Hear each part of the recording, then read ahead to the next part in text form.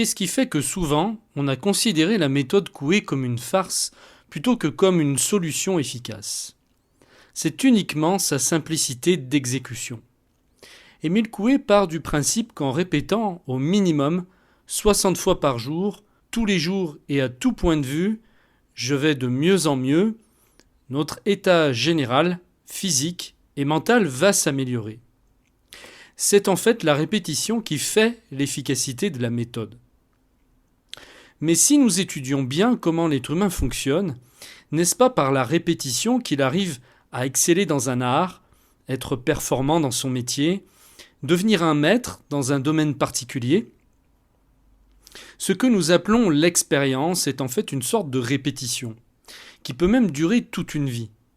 Vous remarquerez que ceux qui ont réussi dans n'importe quel domaine que ce soit n'ont jamais perdu de vue leur objectif en cours de route. Ils n'ont jamais lâché, même lorsque c'était très difficile, voire désespéré. On peut se servir de la force des habitudes en notre faveur plutôt que contre nous. Répéter une formule positive est donc loin d'être idiot, de même que les publicitaires sont loin d'être idiots lorsqu'ils vous répètent en boucle les mêmes publicités. S'ils le font, c'est qu'ils savent que scientifiquement, c'est la répétition qui amène à l'achat. Cela peut être utilisé contre nous, à notre insu, ou au contraire, à notre avantage, si nous le faisons de façon consciente. La vie est une répétition qui se joue depuis la naissance.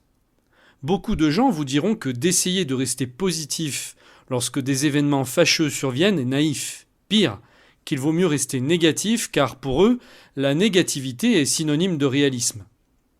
Mais ce dont ils ne se rendent pas compte, c'est que la négativité naît d'une certaine interprétation de la réalité.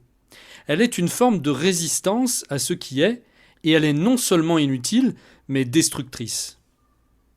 Qu'est-ce qu'une personne dépressive si ce n'est quelqu'un qui s'est répété des mauvais scénarios dans sa tête pendant des mois, des années? Des scénarios qui n'existent pas, à part dans le mental du protagoniste. Il s'est entraîné à penser à des choses angoissantes, dévalorisantes, fausses au sujet de lui-même et des autres. Ceci jour après jour, semaine après semaine, mois après mois, année après année.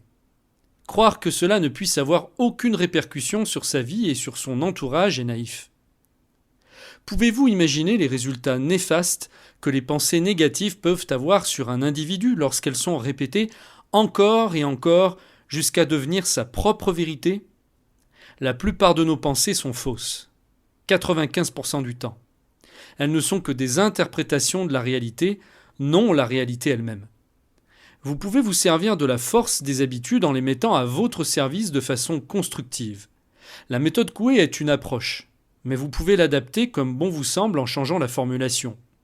Prendre le temps, 2 ou 3 fois par jour, de vous recentrer pour vous conditionner de manière positive, vous donnera forcément des résultats si vous en faites une habitude.